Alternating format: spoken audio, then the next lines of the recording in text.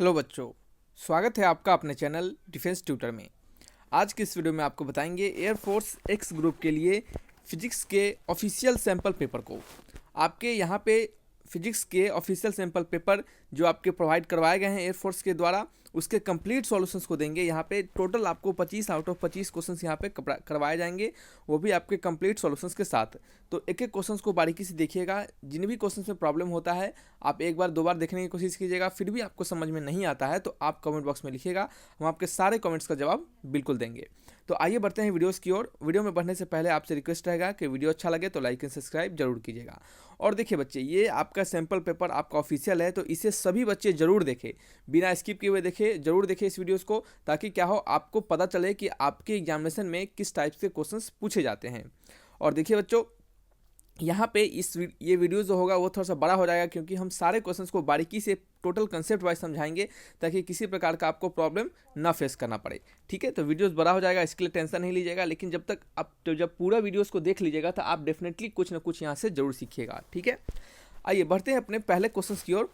तो जैसा कि आपको पता है कि फिजिक्स में आपके एयरफोर्स एक्स ग्रुप में, एयरफोर्स बच्चे एक्स ग्रुप में, ठीक है, एयरफोर्स एक्स ग्रुप में आपको क्या पूछा जाता है बच्चे? फिजिक्स और मैथमेटिक्स और इंग्लिश। ठीक है, तो यहाँ पे हम फिजिक्स के सैम्पल पेपर आपको दे रहे हैं, और आपके मैथमेटिक्स के सैम्पल पेपर फिर आपको अलग से प्रोवाइड करवाया जाएगा। मैथमेटिक्स में 25 क्वेश्चन, फिजिक्स में 25 क्वेश्चन, और इंग्लिश में कितने? 20 क्वेश्चन।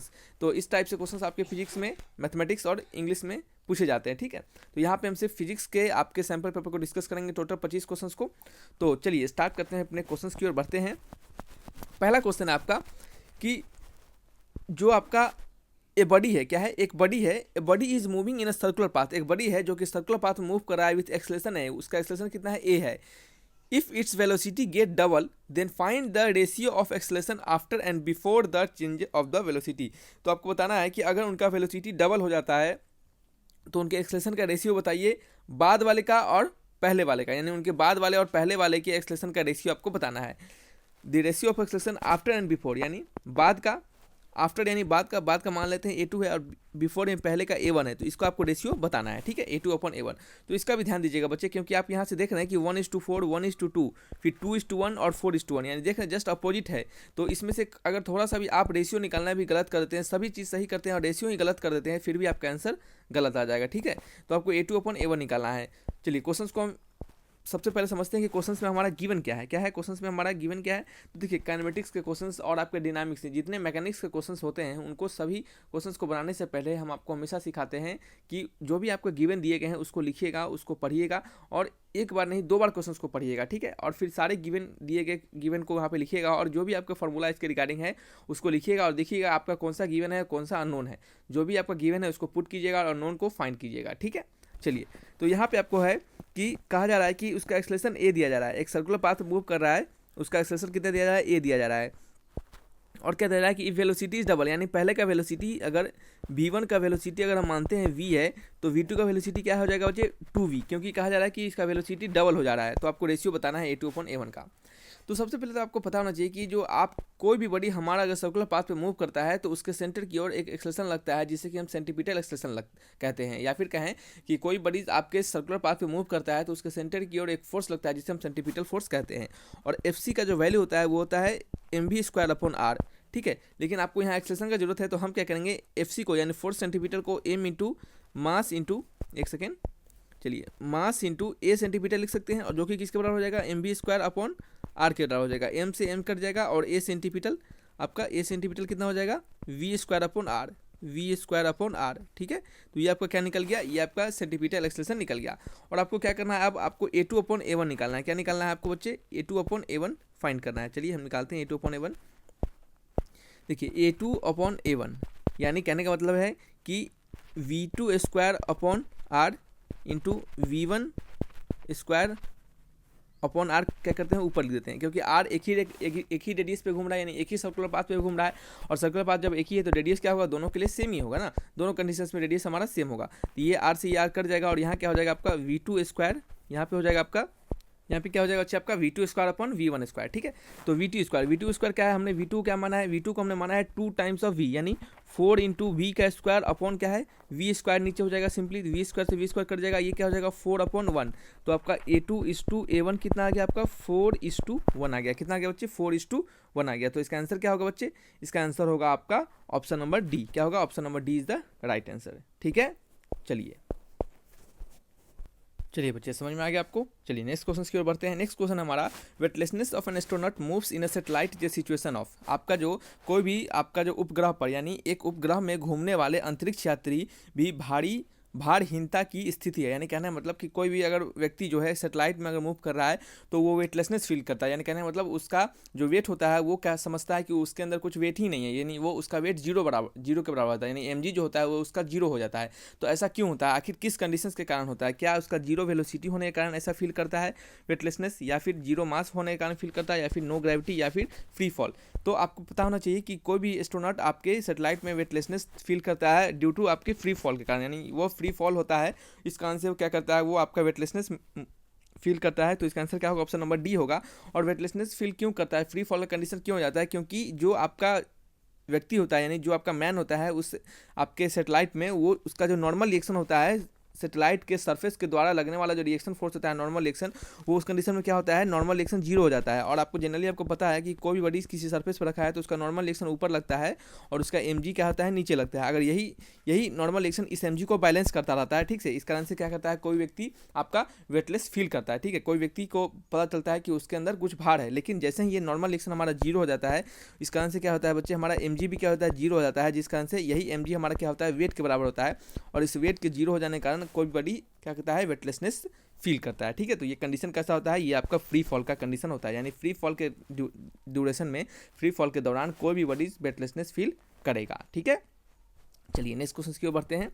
नेक्स्ट क्वेश्चन है हमारा, for which of the following metal the resistance decreases on increasing temperature. किस मेटल के लिए हमारा जो रेसिस्टेंस होता है, एक सेकेंड, चलिए, जो रेसिस्टेंस होता है क्या करता है, वो डिक्रीज करता है टेम्परेचर के इंक्रीज होने के साथ साथ, यानी for which of the following metal, किन मेटल्स के लिए द रेसिस्टेंस डिक्रीज, रेसिस्टेंस घटता है on increasing the temperature, temperature के बढ़ाने पर, ठीक है। तो सोचिए इसका आंसर क्या होगा। तो याद रखिएगा, जनरली आपको देखने के लिए मिलता होगा कि रेसिस्टेंस आपका इंक्रीज कर देता है जब हम टेम्परेचर को इंक्रीज करते हैं, ठीक है। तो ऐसा किस केस में होता है बच्चे, ऐसा होता है जब आपका क्या हो, कंडक्टर हो, क्या हो बच्चे, जब आपका कंडक्टर हो, कोई भी बॉडीज कंडक्टर हो, ठीक है, उस कंडीशन में क्या होता है, हमारा रेसिस्टेंस बढ़ता है जब टेम्परेचर बढ़ता है, लेकिन आपका रेसिस्टेंस घटता है जब टेम्परेचर बढ़ता है। तो ये किसके लिए होता है, ये आपका सेमी कंडक्टर के कंडीशंस में होता है, यानी सेमी कंडक्टर जो भी आपके होते हैं उनके लिए क्या होता है, ये आपका रेसिस्टेंस घटता है टेम्परेचर के बढ़ने पे, रेसिस्टेंस घट जाता है टेम्परेचर के बढ़ने पे। तो सेमी कंडक्टर मटेरियल आपको इसमें से देखना है कि कौन सा हमारा सेमी कंडक्टर मटेरियल है। तो देखिए, कॉपर एक आपका कंडक्टर मटेरियल, यानी ये मेटल है ये भी, और टंगस्टन भी क्या है आपका, ये भी मेटल है, क्या है बच्चे, ये भी आपका मेटल है। और एल्युमिनियम भी मेटल है। जर्मीनियम, देखिए सिलिकॉन और जर्मीनियम जो होता है इसे हम क्या कहते हैं, सेमी कंडक्टर मटेरियल कहते हैं। और इसी के कारण क्या होता है, ये सेमी कंडक्टर मटेरियल होने के कारण क्या होता है, इसका रेसिस्टेंस घट जाता है टेम्परेचर के बढ़ाने पर। तो इसका आंसर क्या होगा, ऑप्शन नंबर सी। सिलिकॉन भी क्या होता है, सेमी कंडक्टर होता है, जर्मीनियम भी सेमी कंडक्टर होता है, ठीक है। चलिए नेक्स्ट क्वेश्चन की ओर बढ़ते हैं। What is the angle of dip at the magnetic pole of the earth. Magnetic pole of the earth के, यानी अर्थ के मैग्नेटिक पोल पर आपके एंगल ऑफ डीप क्या होता है, अर्थ के मैग्नेटिक पोल पर एंगल ऑफ डीप क्या होता है। तो देखिए, ये वैल्यू आपको याद करने वाला वैल्यू है, आपको इसको याद रखना है कि अर्थ के कहाँ पे, अर्थ के पोल पर जैसे आपको, जैसे कोई बार मैग्नेट यहाँ पे रखा हुआ है, मान लेते हैं ये अर्थ है हमारा, ठीक है, ये अर्थ है हमारा, यहाँ पे कोई बार मैग्नेट है, यहाँ पे इसका नॉर्थ पोल है, यहाँ पे इसका साउथ पोल है। तो इस अर्थ का जो पोल होगा वो क्या होगा, वो यहाँ पे पोल होगा, इससे क्या होगा, यहाँ पे आपका पोल होगा, जो कि क्या होगा, कौन सा पोल होगा, ये आपका साउथ पोल होगा, अर्थ का साउथ पोल होगा। और इसका क्या होगा, नॉर्थ पोल होगा। जैसे मतलब आपका जो मैग्नेट होता है वो अर्थ के साउथ पोल के, और जो आपका मैग्नेट का जो पोल्स होता है, मैग्नेट का जो नॉर्थ पोल्स होता है, इसको सुनिएगा ध्यान से, क्योंकि इससे भी क्वेश्चन पूछे जाते हैं कि जो मैग्नेट का नॉर्थ पोल होता है वो अर्थ के साउथ पोल की ओर होता है, ठीक है। और यहीं पे क्या होता है, इसको हम साउथ पोल कहते हैं। और यहाँ पे जो आपका डीप होता है, एंगल ऑफ डीप क्या होता है, वो आपका 90 डिग्री के बराबर होता है। तो याद रखिएगा कि angle of dip at the magnetic pole, magnetic के पोल पर angle of dip at the magnetic pole of the earth वो कितना होता है, 90 डिग्री के बराबर होता है। जिसे कि हम किससे डिनोट करते हैं, जिसे कि हम डेल्टा से डिनोट करते हैं। कितना से, डेल्टा से। देखिएगा, डेल्टा इक्वल टू 90 डिग्री। एक सेकेंड, थोड़ा अच्छे से लिख देते हैं। चलिए, डेल्टा इक्वल टू कितना होता है, 90 डिग्री होता है, ठीक है, 90 डिग्री। आपको पता चल गया कि मैग्नेटिक पोल पे जो एंगल ऑफ डीप होता है वो कितना होता है, 90 डिग्री के बराबर होता है। ठीक है, चलिए नेक्स्ट क्वेश्चन की ओर बढ़ते हैं। A charge moves in circle, a charge moves in circular perpendicular to magnetic field. कह रहा है कि एक चार्ज जो मूव कर रहा है किसी सर्कल में जो कि क्या है, मैग्नेटिक फील्ड के परपेंडिकुलर है, तो which of the following the time period of revolution does not depend, यानी आपका जो टाइम पीरियड ऑफ रिवॉल्यूशन यानी जितना वो चक्कर लगाता है रिवॉल्व करने में उसका जो टाइम पीरियड आएगा वो इनमें से किस पे डिपेंड नहीं करता है, डज नॉट डिपेंड। ध्यानपूर्वक सीखिएगा, डज नॉट डिपेंड। और ये बच्चे क्या करते हैं, इससे पढ़ते नहीं ठीक से और डिपेंड वाले टिक लगा देते हैं, तो आपको पूछा जा रहा है जो डिपेंड नहीं करता है। ठीक है, तो सिंपली आपको टाइम पीरियड का रिगार्डिंग एक फार्मूला होता है, टाइम पीरियड का रिगार्डिंग एक फार्मूला होता है जो कि हम आपको डायरेक्टली लिखवा देते हैं और आपको इसको हम प्रूफ करके भी दिखा देंगे। अगर आपको याद नहीं रहे तो आप कैसे प्रूफ कीजिएगा ये भी आपको बता देंगे। जैसे देखिए, टाइम पीरियड के रिगार्डिंग फार्मूला होता है T equal to 2πm/QB, 2πm/QB। ठीक है, ये आपका क्या होता है, टाइम पीरियड के रिगार्डिंग फार्मूला होता है। ठीक है, तो यहाँ से आपको दिख रहा होगा कि हमारा जो आपका टाइम पीरियड है वो किस पे डिपेंड नहीं करता है। देखिए, चार्ज पे डिपेंड करता है, यानी ये ऑप्शन गलत हो गया। मैग्नेटिक फील्ड पे डिपेंड करता है, बी देखिए यहाँ पे है, ये भी गलत हो गया। Mass of the particle 2πm, m क्या है, मास ही है, तो मास भी क्या हमारा गलत हो गया। तो आंसर क्या बच गया हमारा, वेलोसिटी ऑफ द पार्टिकल, यानी ये जो हमारा टाइम पीरियड है वो पार्टिकल के वेलोसिटी पे डिपेंड नहीं करता है। ठीक है, तो यहाँ से आपको बताते हैं कि देखिए आपको ये प्रूफ कैसे होता है। तो इस तरह से कोई बॉडी है हमारा, ठीक है, ये आपका मैग्नेटिक फील्ड ये आपका क्या है, v वेलोसिटी से मूव कर रहा है और क्या है, ये इसके अंदर का रेडियस है और मैग्नेटिक फील्ड हमारा परपेंडिकुलर यानी इसके अंदर है, इसके अंदर हमारा मैग्नेटिक फील्ड है क्रॉस, जो हमें बता रहा है कि हमारा मैग्नेटिक फील्ड कैसा है, मैग्नेटिक फील्ड हमारा परपेंडिकुलर है। ठीक है, तो ये आपको हम लिख दे रहे हैं यहाँ पे, मैग्नेटिक फील्ड हमारा परपेंडिकुलर है। तो यहाँ से आपको बताना है कि आपका जो टाइम पीरियड होगा वो हम कैसे फाइंड करेंगे। तो याद रखिएगा कि कोई बड़ी सर्कुलर पाथ में मूव करता है तो उसके अंदर सेंटीमीटर फोर्स लगता है और वो सेंटीमीटर फोर्स क्या होता है, mv²/r के बराबर होता है। किसके बराबर होता है बच्चे, mv²/r के बराबर होता है। ठीक है, तो यहाँ पे हम लिखते हैं कि एफ सेंटीमीटर जो होता है वो किसके बराबर होता है, mv²/r के। और ये जो आपका सेंटीमीटर फोर्स होगा, ये सेंटीमीटर फोर्स जो होगा ये आपको इस कंडीशन में आपका मैग्नेटिक फील्ड प्रोवाइड करवा रहा होगा। कौन सा फील्ड, मैग्नेटिक फील्ड आपको प्रोवाइड करवा रहा होगा इस सेंटीमीटर फोर्स को, तभी ये बॉडी हमारा सर्कुलर पाथ पे मूव कर रहा होगा। तो यहाँ पे मैग्नेटिक फील्ड क्या हो जाएगा, ये हो जाएगा QVB, क्या होगा QVB, एक्चुअल में QVB आपका साइन थीटा होगा। एक सेकेंड रुक जाइए, ये क्या होगा QVB साइन थीटा, क्या होगा बच्चे, QVB साइन थीटा। और साइन थीटा क्या होता है, थीटा होता है आपका v और मैग्नेटिक फील्ड के बीच का एंगल। तो v आपको देख रहे हैं इधर जा रहा है, मैग्नेटिक फील्ड इसके परपेंडिकुलर है, तो एंगल क्या होगा इनके बीच, 90 डिग्री। तो साइन 90 क्या हो जाएगा, 1 हो जाएगा। ठीक है, ठीक है, तो इस कारण से हम यहाँ पे नहीं लिखते हैं इसको, हम सिंपली साइन 90 हटा देते हैं। तो यह हो जाएगा आपका mv²/r के बराबर, किसके बराबर, mv²/r के बराबर हो जाएगा। ठीक है, और आपको ये पता चल गया यहाँ से दोनों रिलेशन। और आपको पता है कि टाइम पीरियड क्या होता है, टाइम पीरियड होता है t इक्वल टू होता है क्या होता है 2π, क्या होता है बच्चे, time period equal to 2πr/v, यानी आपका जैसे टाइम कैसे निकालते हैं, टाइम निकालते हैं टोटल डिस्टेंस अपॉन स्पीड। तो टोटल डिस्टेंस कितना कवर करेगा, इसको एक रिवॉल्यूशन चक्कर लगाने में 2πr डिस्टेंस कवर करेगा और इसको क्या करेंगे, v से डिवाइड कर देंगे जो कि उसका वेलोसिटी होगा 2πr/v। ठीक है, ये एक v से एक v कट जाएगा। ठीक है, तो यहाँ पे क्या हो जाएगा, हम r/v यहाँ से निकाल लेते हैं। तो r/v का वैल्यू क्या हो जाएगा, ये r/v का वैल्यू हो जाएगा, एक सेकेंड, m/QB, क्या हो जाएगा, m/QB हो जाएगा। ठीक है, तो यहाँ पे लिखते हैं m/QB। तो r/v का वैल्यू हो गया m/QB, तो यहाँ पे पुट कर देंगे 2π और r/v का value m/QB।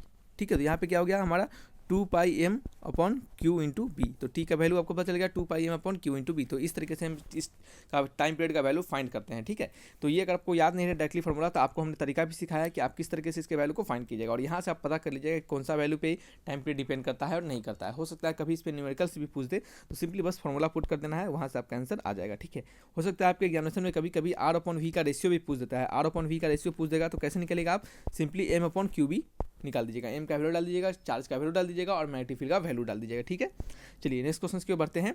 Atomic number of nucleus is Z, किसी न्यूक्लियस का एटॉमिक नंबर जेड दिया जा रहा है। ठीक है, और कितना उसका एटॉमिक मास m दिया जा रहा है, एटॉमिक नंबर जेड और एटॉमिक मास m दिया जा रहा है। ठीक है, तो आपको पूछा जा रहा है कि नंबर ऑफ न्यूट्रॉन्स उसमें कितने होंगे। ठीक है, तो देखिए नंबर ऑफ न्यूट्रॉन्स कितने होंगे, तो वो कैसे फाइंड किया जाएगा बच्चे, आप बताइए।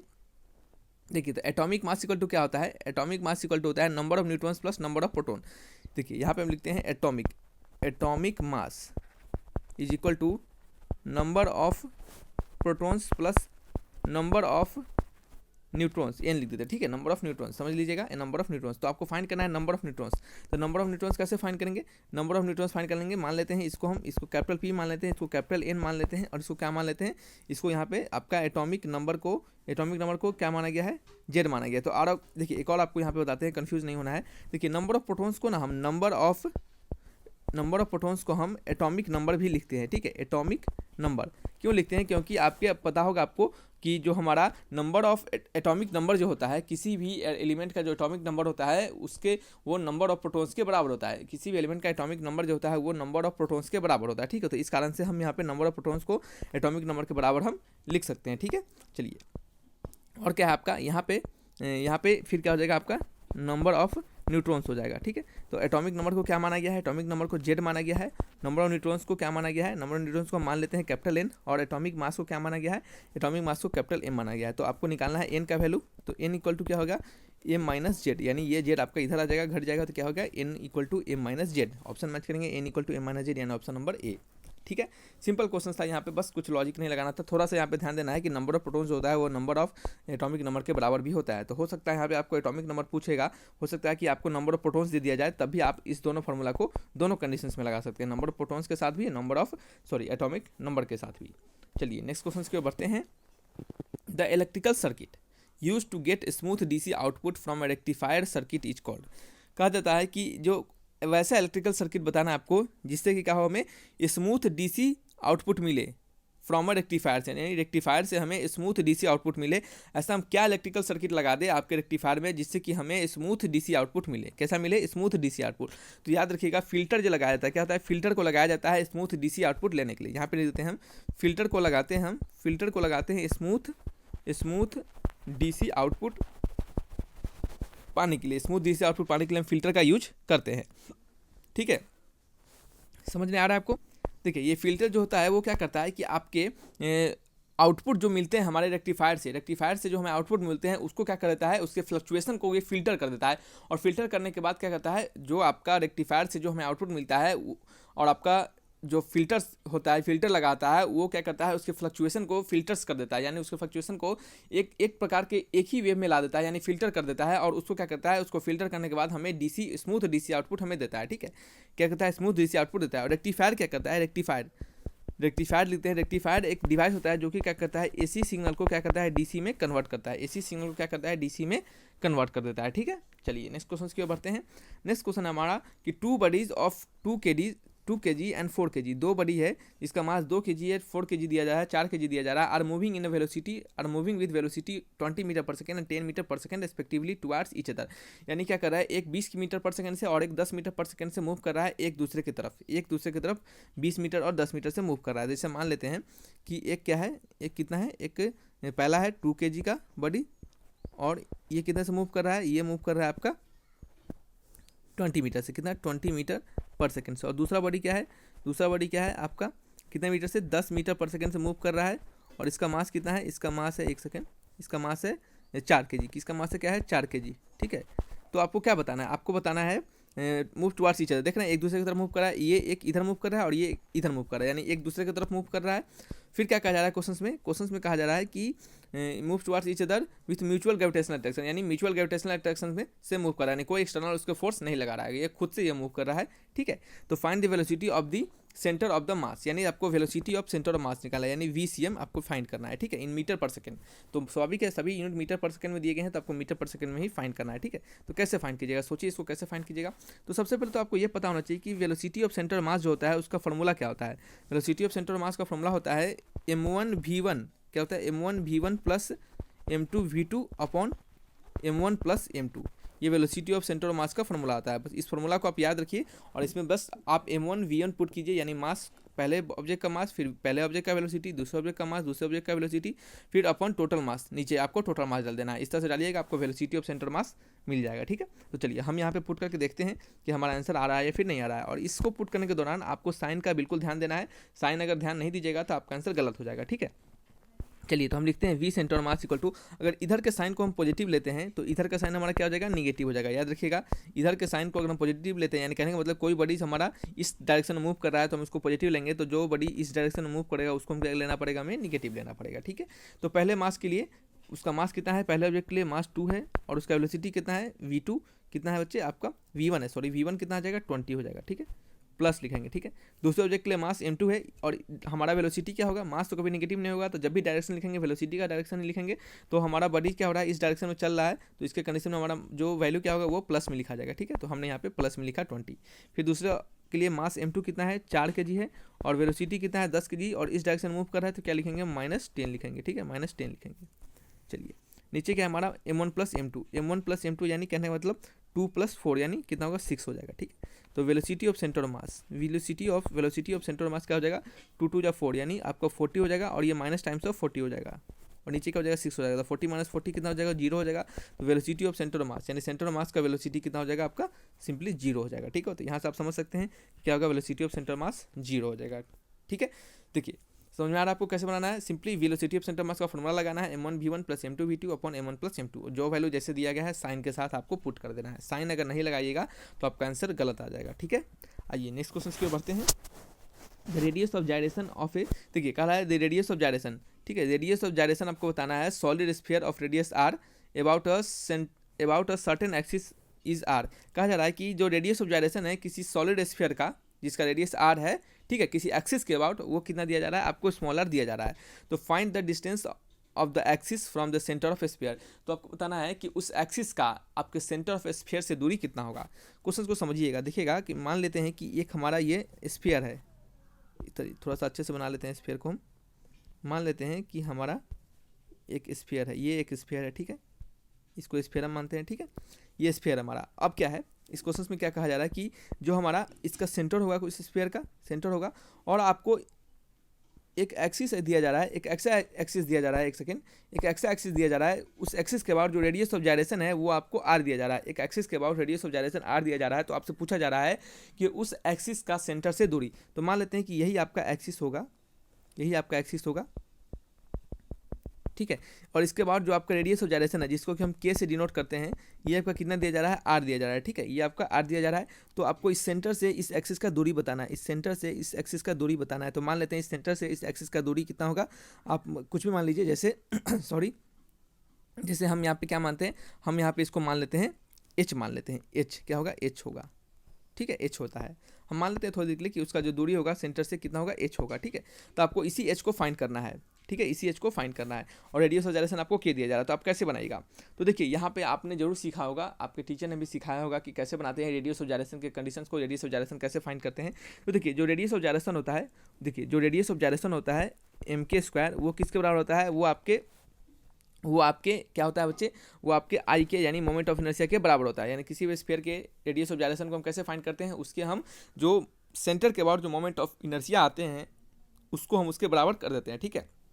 लेकिन यहाँ पे जो हमें रेडियस ऑफ जायरेशन दिया जा रहा है वो एक्सिस के अबाउट दिया जा रहा है, तो इस एक्सिस के अबाउट हमें इस एक्सिस के अबाउट हमें मोमेंट ऑफ इनर्शिया निकालना पड़ेगा। अगर मान लेते हैं, थोड़ी देर सुनिएगा, अगर मान लेते हैं कि ये जो आपका मोमेंट ऑफ इनर्शिया है ये आपके सेंटर के अबाउट दिया रहता और यहाँ से आपको पूछता, तो आप क्या करते हैं सिंपली m² के क्या करते थे आप m² को सेंटर के अबाउट जो मोमेंट ऑफ इनर्शिया होता है उसके बराबर कर देते हैं। लेकिन ये जो हमारा रेडियस ऑफ जायरेशन है वो किसी एक्सिस के अबाउट दिया जा रहा है, तो आपको क्या करना पड़ेगा m² को यानी रेडियस ऑफ जायरेशन को m² को क्या करना पड़ेगा आपको इस एक्सिस के अबाउट जो इस एक्सिस के अबाउट जो मोमेंट ऑफ इनर्शिया आएगा उसके बराबर करना पड़ेगा, ठीक है। तो मान लेते हैं इस एक्सिस के about centre of inertia moment of inertia कितना है आई है, इस एक्सिस के अबाउट मोमेंट ऑफ इनर्शिया कितना है आई है, ठीक है। तो हमको इस एक्सिस के about moment of inertia find करना पड़ेगा। तो आपने पैरेलल एक्सिस थ्योरम पढ़ा होगा, पैरेलल एक्सिस थ्योरम के अनुसार इस एक्सिस के अबाउट किसी भी एक्सिस के अबाउट मोमेंट ऑफ इनर्शिया कैसे फाइंड करते हैं, तो हम लिखते हैं आई सेंटर ऑफ मास यानी सेंटर ऑफ मास के about moment of inertia plus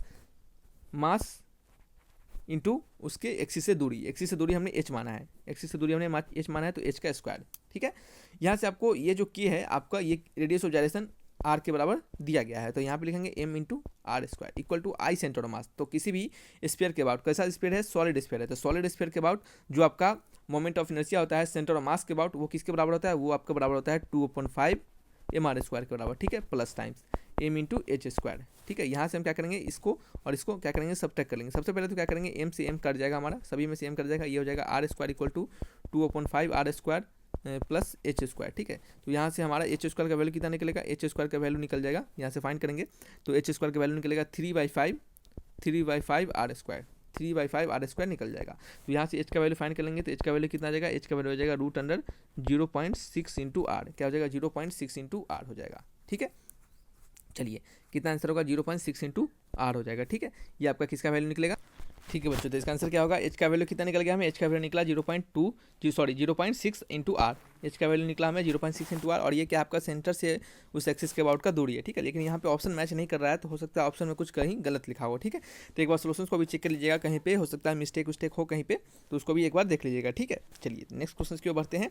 बस आपको मेथड पूरा जो मेथड हमने बताया है बस इसी मेथड को अप्लाई करना था आपको। नेक्स्ट क्वेश्चन आपका कि which of the following statement is correct in case of adiabatic expansion. Adiabatic expansion के लिए इनमें से कौन सा केस करेक्ट है। आपको एडियाबेटिक एक्सपेंशन के लिए इनमें से कौन सा करेक्ट आपका इनमें से कौन सा जो आपका स्टेटमेंट है वो क्या आपका करेक्ट है। देखिए क्या हो रहा है, एडियाबेटिक एक्सपेंशन हो रहा है। ठीक है, तो आपको बता दें कि एडियाबेटिक एक्सपेंशन के लिए जो आपका डेल्टा यू होता है यानी चेंज इन इंटरनल एनर्जी जो होता है वो क्या होता है, निगेटिव होता है। क्या होता है, जो आपका चेंज इन इंटरनल एनर्जी होता है डेल्टा यू वो क्या होता है आपका निगेटिव होता है एडियाबेटिक एक्सपेंशन के लिए। ठीक है, डेल्टा यू क्या होगा आपका निगेटिव होगा, क्या होगा डेल्टा यू निगेटिव होगा। देखिए क्या होता है, जैसे आपको पता है कि एडियाबेटिक के लिए एडियाबेटिक में क्या होता है डेल्टा क्यू, इन एडियाबेटिक प्रोसेस में जो चेंज इन आपका हीट होता है वो क्या होता है जीरो के बराबर होता है। हीट ट्रांसफर क्या होता है जीरो के बराबर होता है। आपको पता है कि from first law of thermodynamics से कि डेल्टा क्यू इक्वल टू क्या होता है डेल्टा यू प्लस डब्लू, क्या होता है delta Q equal to delta U plus आप डेल्टा डब्लू भी लिख सकते हैं डेल्टा डब्लू। ठीक है, तो यहाँ से आपको अगर हम डब्लू फाइंड करेंगे, अगर डब्लू फाइंड करेंगे या फिर डेल्टा यू फाइंड करेंगे तो देखिएगा यहाँ पे इस क्यू का वैल्यू तो क्या हो जाएगा सिंपली जीरो के बराबर हो जाएगा। तो ये क्या हो जाएगा आपका zero equal to delta U plus W. तो यहाँ से अगर हम डेल्टा यू निकाले तो क्या हो जाएगा माइनस टाइम्स ऑफ डब्लू हो जाएगा। तो क्या है आपको दिख रहा है कि जो हमारा डेल्टा यू है ये कैसा है आपको, ये एक आपको निगेटिव आ रहा है। कैसा आ रहा है, निगेटिव आ रहा है। तो इस कारण से हम कह सकते हैं कि डेल्टा यू जो होता है वो ऋणात्मक होता है, निगेटिव होता है एडियाबेटिक एक्सपेंशन के केस के लिए। ठीक है, चलिए नेक्स्ट क्वेश्चन की ओर बढ़ते हैं।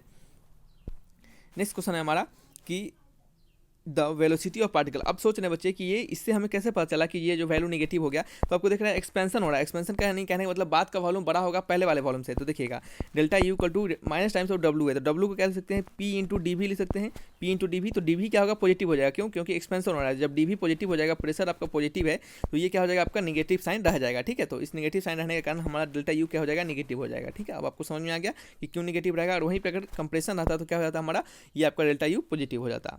नेक्स्ट क्वेश्चन क्या है हमारा कि the velocity of particle executing SHM is. आपको किसी भी पार्टिकल का वेलोसिटी बताना है, अगर वो SHM simple harmonic motion execute कर रहा है तो वो क्या होगा। आपको बताना है कि velocity of particle executing SHM dash at its mean position. Mean position कहने का मतलब उसके स्टार्टिंग पोजीशन पे। ठीक है, तो उसके स्टार्टिंग पोजीशन पे किसी भी आपके पार्टिकल का जो एसएचएम कर रहा हो उसका मीन पोजीशन पे जो वेलोसिटी होता है वो कैसा होता है बच्चे, वो उसका क्या होता है मैक्सिमम होता है, सबसे ज़्यादा होता है। यानी आप सोच सकते हैं कि कोई पार्टिकल यहाँ पे x इक्वल टू जीरो है, यही इसका मीन पोजीशन होता है। और यहाँ से क्या होता है वेलोसिटी सबसे ज़्यादा मैक्सिमम होता है। फिर x इक्वल टू जो यहाँ पे x मैक्स है यानी मैक्सिमम पोजीशन पे इसका वेलोसिटी क्या होता है जीरो हो जाता है। और फिर यहाँ से क्या होता है ये आपका रिटर्न आ जाता है। फिर क्या होता है यहाँ से आपका रिटर्न आ जाता है और फिर यहाँ पे आपका वेलोसिटी मैक्सिमम हो जाता है। ठीक है, तो इसका आंसर क्या होगा आपका, कोई पार्टिकल एसएचएम एग्जीक्यूट कर रहा है तो उसका मीन पोजीशन पे उसका जो वेलोसिटी होगा वो क्या होगा मैक्सिमम होगा। और वो कितना होता है, बच्चे, तो आपको याद रखना है कि वो जो वेलोसिटी होता है वो होता है v equal to omega into root under A square minus Y square, जो कि आप कह सकते हैं एक्स स्क्वायर या फिर सिंपली आप वाई स्क्वायर भी लिख सकते हैं। ठीक है, और इस फॉर्मूला से भी आप समझ सकते हैं आसानी से कि कैसे आपका, एक सेकेंड, इस फॉर्मूला से आप आसानी से समझ सकते हैं कि कैसे आपका मीन पोजीशन पे वेलोसिटी मैक्सिमम होगा। ठीक है, तो देख सकते हैं यहाँ पे जो x का वैल्यू, अगर y का वैल्यू मान लेते हैं, इसको y है, ये भी y मान लेते हैं, इस y का वैल्यू अगर मैक्सिमम होगा तो ये वैल्यू आपका मैक्सिमम हो जाएगा। तो मैक्सिमम इसमें से ए स्क्वायर में से आपका मैक्सिमम वैल्यू घट जाएगा तो हमारा जो क्वांटिटी होगा होल क्वांटिटी क्या हो जाएगा छोटा होगा। लेकिन इस मीन पोजीशन के लिए हमारा ये y का वैल्यू होगा वो क्या हो जाएगा जीरो हो जाएगा। और उसके लिए y इक्वल टू जीरो हो जाएगा। और y इक्वल टू जीरो के लिए, एक सेकेंड बच्चे मार्कर नहीं चल पा रहा है, चलिए y इक्वल टू जीरो के लिए हमारा जो v का वैल्यू हो जाएगा वो क्या हो जाएगा आपका ओमेगा इंटू क्या हो जाएगा, ये आपका y जीरो हो गया और ये क्या हो जाएगा सिंपली ए स्क्वायर। तो v इक्वल टू क्या हो जाएगा ए ओमेगा हो जाएगा मीन पोजीशन के लिए। और यही क्या होता है बच्चे सबसे मैक्सिमम वेलोसिटी होता है। मैक्सिमम वेलोसिटी होता है कहाँ पे, मीन पोजीशन पे किसी भी एसएचएम के लिए। ठीक है, चलिए नेक्स्ट क्वेश्चन की ओर बढ़ते हैं। नेक्स्ट क्वेश्चन हमारा a coil of area 2 metre square is placed in a magnetic field with change from 4 weber per metre square से 8 वेबर पर मीटर स्क्वायर। यानी किसी आपको कॉइल को जिसका एरिया 2 मीटर पर स्क्वायर है, 2 मीटर स्क्वायर है, तो उसका जो क्या किया जा रहा है, उसको एक मैग्नेटिक फील्ड में प्लेस किया जा रहा है जिसका क्या हो रहा है वैल्यू चेंज हो रहा है 4 से 8 की ओर, यानी उसका जो मैग्नेटिक का वैल्यू है वो 4 से 8 की ओर चेंज हो जा रहा है, तो आपको बताना है। और समय कितना ले रहा है 4 से 8 की ओर चेंज होने में, वो 2 सेकंड का समय ले रहा है। तो आपको बताना क्या है, find the induced EMF in the coil, यानी जो इंड्यूस्ड ईएमएफ होगा, क्या होगा, इंड्यूस इलेक्ट्रोमोटिव फोर्स होगा, वो आपको बताना है उस कॉइल में। ठीक है, चलिए फिर से क्वेश्चन को पढ़िएगा। कहा जा रहा है कि क्वेश्चन में एक कॉइल है जिसका एरिया 2 मीटर स्क्वायर है, यानी एरिया कितना दिया जा रहा है हमें, 2 मीटर स्क्वायर दिया जा रहा है। ठीक है, उसका क्या हो रहा है, उसका मैग्नेटिक फील्ड चेंज हो रहा है, कहाँ से मैग्नेटिक फील्ड चेंज हो रहा है आपका 4 से लेकर 8 तक। ठीक है, और यूनिट क्या है आपका, वेबर पर मीटर स्क्वायर है। ठीक है, इसका यूनिट आपका चेंज हो रहा है, सॉरी आपका वैल्यू चेंज हो रहा है 4 से 8 की ओर। तो टाइम कितना ले रहा है ये चेंज होने में, ये टाइम ले रहा है आपका 2 सेकंड का टाइम ले रहा है, यानी 2 सेकंड लग रहा है इसको चेंज होने में। तो आपको बताना है कि इंड्यूस ईएमएफ, यानी ईएमएफ का वैल्यू आपको बताना है। ठीक है, तो ईएमएफ का वैल्यू आपको बताना है, तो आप कैसे बताइएगा। ठीक है, तो देखिए आपको पता है कि ई इक्वल टू जो होता है वो होता है d∅/dt। आपने पढ़ा होगा कि इंड्यूस ईएमएफ जो होता है वो बराबर होता है d∅/dt के। ठीक है, और फाई इक्वल टू क्या होता है, फाई इक्वल टू क्या होता है, ए इंटू क्या होता है, A into B, area into magnetic field, आपने पढ़ा होगा। तो यहाँ पे क्या करेंगे हम, d∅ के जगह पे ए इंटू बी डाल देंगे, और ये क्या हो जाएगा, नीचे dt हो जाएगा। ए क्या है, एरिया है जो कि कांस्टेंट क्वांटिटी है, ये वेरिएबल नहीं है, तो ए पीछे आ गया, और ये क्या हो गया, dB/dt। क्या हो गया बच्चे आपका, dB/dt हो गया। एक सेकेंड, चलिए ये क्या हो गया आपका, सिंपली ये आपका हो गया, चलिए ये क्या हो गया, dB/dt हो गया। ठीक है, ये क्या होगा, change in velocity with respect to time, sorry change in आपका magnetic field with respect to time, यानी समय के साथ मैग्नेटिक फील्ड का चेंज होना। ठीक है, तो ये किसके बराबर होगा, तो आपको लिखना है यहाँ पे A equal to A into D B, यानी चेंज इन मैग्नेटिक फील्ड। तो मैग्नेटिक फील्ड कितना हो रहा है, 4 से 8 की तरफ जा रहा है, तो ये कैसे लिखेंगे हम, 8-4 लिखेंगे, और समय कितना ले रहा है, ये 2 सेकंड का समय ले रहा है, तो 8-4/2 लिखेंगे। यहाँ पे ई का वैल्यू कितना आ जाएगा, ए का वैल्यू कितना है, यहाँ से लिखते हैं, एक सेकंड रुक जाइए, चलिए यहाँ पे लिखते हैं ई का वैल्यू कितना है, ए इंटू 8-4/2, ए का वैल्यू कितना दिया जा रहा है, 2 दिया जा रहा है। 8-4 कितना होता है, 8-4 आपका 4 होता है, अपॉन क्या लिखेंगे, 2 लिखेंगे, तो कितना करेगा, 2 से 2 टाइम्स कर जाएगा, और ई इक्वल टू कितना मिलेगा, 4। आपका 4 क्या मिलेगा, वोल्ट में मिलेगा, 4 क्या मिलेगा आपका, वोल्ट में मिलेगा, क्या मिलेगा आपका, 4 वोल्ट में मिलेगा। तो आंसर मैच करेंगे, आंसर क्या होगा, option number A is the right answer. ठीक है, समझ आ रहा है कैसे बनाना है आपको, इंड्यूस ईएमएफ निकालना था। इंड्यूस ईएमएफ का फॉर्मूला क्या होता है, d∅/dt होता है, फाई को हम ए इंटू बी लिखते हैं। ये आपका एक एरिया है जो कि कांस्टेंट रहेगा, तो एरिया बाहर आ गया, इसको हम dB/dt लिख सकते हैं, change in magnetic field with respect to time. और मैग्नेटिक फील्ड का चेंज कैसे बता रहा है कि 4 से 8 में जा रहा है, तो 8-4, और टाइम कितना जा रहा है, 2 सेकंड, तो 8-4/2। ठीक है, तो 8-4/2 का वैल्यू 4/2 आएगा। ठीक है, और ए का वैल्यू 2 दिया जा रहा है, तो 2 इंटू 4/2, 2 से 2 कर जाएगा, क्या हो जाएगा, ई का वैल्यू 4 वोल्ट आ जाएगा। ठीक है, आइए नेक्स्ट क्वेश्चन की ओर बढ़ते हैं। The process by which alternating current converted into direct current is called, किस प्रोसेस के अनुसार जो आपका एसी जो होता है वो आपका कहाँ पे कन्वर्ट होता है, डीसी में कन्वर्ट होता है, तो उस प्रोसेस को कहते हैं रेक्टिफिकेशन। और जो आपका जिस अप्लायंस से, यानी जिस आपके इलेक्ट्रिकल अप्लायंस से जो ये काम किया जाता है, यानी एसी से डीसी में कन्वर्ट किया जाता है, उसे हम क्या कहते हैं, रेक्टिफायर, RECTIFIER, रेक्टिफायर। हमने आपको तुरंत अभी बताया था कि जो हमारा रेक्टिफायर होता है वो एसी सिग्नल को डीसी में कन्वर्ट करता है, एसी सिग्नल को डीसी में कन्वर्ट करता है, और इस प्रोसेस को क्या कहते हैं, इस प्रोसेस को हम कहते हैं रेक्टिफिकेशन। समझ रहे हैं, आइए नेक्स्ट क्वेश्चन की ओर बढ़ते हैं। If the threshold frequency of photoelectric effect on a sodium metal is 5000 angstrom, then find the work function. आपको बताना है कि अगर किसी वेवलेंथ, यानी किसी फोटो इलेक्ट्रिक इफेक्ट के दौरान जो थ्रेशोल्ड फ्रीक्वेंसी होता है, सॉरी थ्रेशोल्ड वेवलेंथ होता है, वो आपको कितना दिया जा रहा है, सोडियम मेटल का 5000 एंगस्ट्रम, यानी आपका जो थ्रेशोल्ड वेवलेंथ दिया जा रहा है, आप कह सकते हैं लेमडा नॉट लिख सकते हैं इसे हम, थ्रेशोल्ड वेवलेंथ वो कितना दिया जा रहा है आपको, वो दिया जा रहा है 5000 एंगस्ट्रम, 5000 एंगस्ट्रम। ठीक है, 5000 एंगस्ट्रम आपको दिया जा रहा है। ठीक है, आपको पूछा जा रहा है आपसे कि then find the work function, आपको वर्क फंक्शन का वैल्यू बताना है। तो वर्क फंक्शन किसके बराबर होता है, वर्क फंक्शन बराबर होता है HC/λ नॉट, HC/λ नॉट। ठीक है, HC/λ नॉट, यानी आपका जो थ्रेशोल्ड फ्रीक्वेंसी होता है वो नीचे हम लिखते हैं, और क्या करते हैं, ऊपर हम h/c से मल्टीप्लाई करते हैं। h क्या होता है आपका प्लैंक कांस्टेंट होता है, c क्या होता है आपका वेलोसिटी होता है, क्या होता है बच्चे, वेलोसिटी ऑफ लाइट होता है। ठीक है, आइए इसको हम कैसे बनाएंगे, अब हमें वर्क फंक्शन निकालना है। ठीक है, वर्क फंक्शन का आप W0 भी लिख सकते हैं सिंपली, या फिर W भी लिखिए, कोई फर्क नहीं पड़ेगा। h का वैल्यू क्या होता है, h का वैल्यू होता है 6.6 इंटू 10⁻34। ठीक है, h का वैल्यू होता है प्लैंक कांस्टेंट का वैल्यू, इंटू c क्या है हमारा, वेलोसिटी ऑफ लाइट है, तो 3 इंटू 10⁸ होता है। ठीक है, अपॉन क्या लिखेंगे, अपॉन नीचे क्या है, लेमडा नॉट क्या है हमारा, लेमडा नॉट है हमारा, क्या है बच्चे, लेमडा नॉट है हमारा आपका थ्रेशोल्ड फ्रीक्वेंसी। क्या है, थ्रेशोल्ड फ्रीक्वेंसी आपको कितने दे रहा है, 5000 एंगस्ट्रम।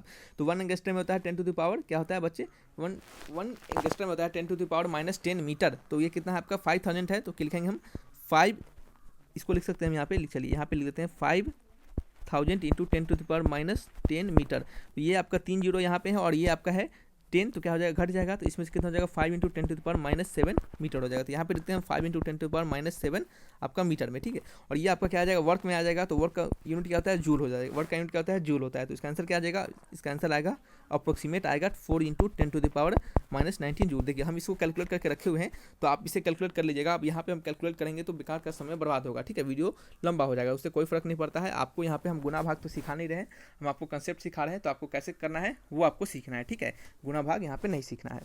चलिए, तो समझ में आ रहा है आपको क्या करना है। Lambda nought equal to 5000 angstrom और डब्ल्यू नॉट यानी आपका वर्क फंक्शन किसके बराबर होता है, एच सी अपॉन लेमडा के। एच का, सी का, लेमडा का वैल्यू पुट कर देंगे और यहाँ से हम वर्क फंक्शन फाइंड कर लेंगे। तो आंसर क्या होगा, ऑप्शन नंबर बी हो जाएगा। चलिए नेक्स्ट क्वेश्चन की ओर बढ़ते हैं। नेक्स्ट क्वेश्चन है हमारा कि through which mode of wave propagation are the radio wave send from one place to another, यानी जो आपका रेडियो वेव होता है वो किस मोड से, यानी किस आपके तरीके से हम उसे एक प्लेस से दूसरे प्लेस हम भेजते हैं, ठीक है। रेडियो वेव को हम किस मोड से, किस तरीके से हम एक प्लेस से दूसरे प्लेस पे हम भेजते हैं, ठीक है। तो याद रखिएगा, रेडियो वेव जो हमारा होता है वो ground wave propagation, sky wave propagation और स्पेस वेव प्रोपेगेशन, यानी सभी तरीकों से हम रेडियो वेव को एक प्लेस से दूसरे प्लेस हम भेजते हैं, ठीक है। तो इसका आंसर क्या होगा, ऑप्शन नंबर डी हो जाएगा। आपका होगा ऑप्शन नंबर डी यानी ऑल ऑफ द एबव, ठीक है। चलिए नेक्स्ट क्वेश्चन की ओर बढ़ते हैं। नेक्स्ट क्वेश्चन क्या है हमारा, नेक्स्ट क्वेश्चन हमारा what is the wavelength range of visual light. तो देखिए ये सभी चीज़ आपको याद करने वाले क्वेश्चन है, तो आपको सिंपली इसको रटना ही पड़ेगा, दूसरा कोई ऑप्शन नहीं है, इसमें कोई लॉजिक नहीं होता है दूसरा। देखिए तो wavelength of visual light VISIBLE, visual light कहने का मतलब कि ऐसा आपका वेवलेंथ जिसके अंदर आपको कोई भी चीज़ दिख जाए, क्या है, कोई भी चीज़ दिख जाए, ठीक है। तो उसे हम क्या कहेंगे, विजुअल रेंज कहेंगे, विजुअल रेंज, ठीक है। और विजुअल लाइट का जो आपका वेवलेंथ होता है, लेमडा होता है, वो किसके बीच होता है, ये आपका होता है 4 इंटू 10⁻⁷ मीटर से लेकर 8 इंटू 10⁻⁷ मीटर तक के बीच होता है, ठीक है। और याद रखिएगा, हो सकता है आपको एग्जामिनेशन में एंगस्ट्रा में क्वेश्चन दे हो सकता है। तो एंगस्ट्रा में कैसे लिखेगा, आपका 4000 एंगस्ट्रम से लेकर 8000 एंगस्ट्रम, ठीक है। ऐसा भी इस दोनों क्वांटिटी को याद रखिएगा, ठीक है, ये दोनों आपके काम की चीज़ है। तो इसका क्या होगा, option number A is the right answer. आइए नेक्स्ट क्वेश्चन की ओर बढ़ते हैं। What is the dimension formula of universal gravitational constant. Universal gravitational constant का आपको डायमेंशनल फार्मूला बताना है। तो इससे सिंपल कोई क्वेश्चन नहीं हो सकता। तो आपको पता है कि यूनिवर्सल ग्रेविटेशनल कांस्टेंट का फार्मूला क्या होता है, F इक्वल टू होता है G(m1m2)/r², ठीक है। यहाँ से आपको G का वैल्यू निकालना है, तो G इक्वल टू क्या हो जाएगा, F(r²)/m1m2, ठीक है। तो जी का आपको यूनिट निकालना है, जी का आपको क्या निकालना है, यूनिट नहीं डायमेंशन निकालना है, जी का डायमेंशन निकालना है। तो फोर्स का डायमेंशन क्या होता है, कुछ डायमेंशन आपको याद रखना है, जैसे फोर्स का, आपका वेलोसिटी का, आपके एनर्जी का, इन सभी का डायमेंशन आपको एक ही बार में याद रहे तो आपको यह समय बचाता है। तो फोर्स का डायमेंशन होता है mlt-2, क्या होता है, mlt-2, ठीक है, इंटू r²। आर का वैल्यू क्या होगा, एल का स्क्वायर हो जाएगा, नीचे क्या हो जाएगा, m इंटू एम, एक एम से एक एम कट जाएगा और वैल्यू क्या आ जाएगा आपका m पे पावर -1 और l का क्यूब और t पे पावर -2, m पे पावर -1 l का क्यूब t पे पावर -2। ऑप्शन मैच कीजिएगा, m पे पावर -1 l का क्यूब t पे power -2, option number A is the right answer, ठीक है। आइए नेक्स्ट क्वेश्चन की ओर बढ़ते हैं। 2 balls are dropped from height h and 2h respectively. 2 ball है जिसको कि हम h और हाइट से और 2h हाइट से ड्रॉप कर रहे हैं, ठीक है। तो what would be the ratio of time taken by the ball to reach the earth, यानी उन दोनों बॉल के द्वारा जो टाइम लगेगा उनका रेशियो आपको बताना है, यानी उन दोनों बॉल के द्वारा अर्थ के सरफेस पे पहुंचने में कितना समय लगेगा उनका रेशियो आपको सिंपली बताना है, ठीक है। तो देखिए किसी भी बॉल को हम क्या कर रहे हैं, किसी बॉल को ड्रॉप कर रहे हैं यहाँ पे ग्राउंड से कितना, h हाइट से, ठीक है, h हाइट से। फिर दूसरे बॉल को ड्रॉप कर रहे हैं कितना से, 2h हाइट से। क्या कर रहे हैं, 2h हाइट से हम ड्रॉप कर रहे हैं। तो आपको एक्चुअल में ये फोटो थोड़ा सा गलत कर दिया हमने, इसको थोड़ा सा सही कर देते हैं। चलिए मान लेते हैं ये ग्राउंड है हमारा, ठीक है। यहाँ से एक बॉल को ड्रॉप किया रहा है जिसका हाइट कितना दिया जा रहा है, h दिया जा रहा है, ठीक है। फिर क्या किया जा रहा है, एक बॉल को यहाँ से ड्रॉप किया जा रहा है जिसका हाइट कितना दिया जा रहा है, 2h दिया जा रहा है। तो आपको बताना है कि दोनों बॉल को इस ग्राउंड में पहुँचने में कितना समय लगेगा, उसका रेशियो बताना है, ठीक है। तो आपको पता है कि जब भी सिंपली ड्रॉप करने का कंडीशन होता है तो ड्रॉप के दौरान जो वेलोसिटी होता है वो क्या होता है, 0 होता है, इनिशियल वेलोसिटी 0 होता है। और आपने पढ़ा होगा कि s इक्वल टू क्या होता है, ut plus half of eighty square. देखिए हम डायरेक्टली फार्मूला लगा सकते थे, लेकिन हमने आपको डायरेक्टली फार्मूला लगा कर नहीं सिखाया है, हमने पूरा कंसेप्ट से सिखाया है, पूरा बारीकी जो जहाँ से आता है फार्मूला हमारा वहाँ से हमने आपको लेकर चला है, ताकि क्या हो, आपको प्रॉब्लम नहीं हो। ठीक है, देखिए तो आपका इनिशियल वेलोसिटी जीरो, तो ये तो हमारा जीरो हो गया, तो एस इक्वल टू क्या हो गया, हाफ ऑफ एटी स्क्वायर। और हालांकि यहाँ पे सिंपली ऊपर से ड्रॉप किया जा रहा है, तो ए जो होगा वो हमारा क्या होगा, यहाँ पे एक्सेलरेशन ड्यू टू ग्रेविटी के बराबर होगा। क्या होगा, एक्सेलरेशन ड्यू टू ग्रेविटी के बराबर होगा, तो क्या होगा, half of G T square के बराबर हो गया। तो यहाँ से टी का वैल्यू फाइंड करेंगे, तो टी का क्या हो जाएगा, 2 इंटू एस अपॉन जी का root under, 2 into S upon G का रूट अंडर। ठीक है, ये हमारा टी निकलेगा। ठीक है, तो आइए अब हम क्या करने वाले हैं, टी का वैल्यू फाइंड करेंगे। दोनों कंडीशंस में हमारा जो टी होगा वो क्या होगा।